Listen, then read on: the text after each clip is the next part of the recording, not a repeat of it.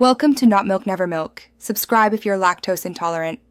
You begin by confirming you have your PAN and Aadhaar details ready and the mobile number already linked to Aadhaar.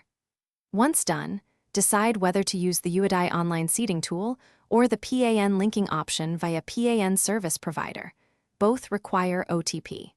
Start the UIDI site or the PAN portal, enter your Aadhaar and PAN exactly as printed, and request the OTP. This first step prevents mismatched data and avoids rejects during verification. Next, focus on verification. You will request an OTP to the mobile linked with Aadhaar. Enter it promptly to complete authentication. Make sure the names and numbers match character for character because automated checks compare fields strictly. If the OTP does not arrive, check network and restart the request. Many portals allow limited resends. Once the OTP validates, the system links the mobile and updates the PAN Aadhaar mapping in minutes. Though processing can sometimes. To finish, wait for the confirmation message or a reference ID and save it as proof. If you receive an error about mismatch, know why.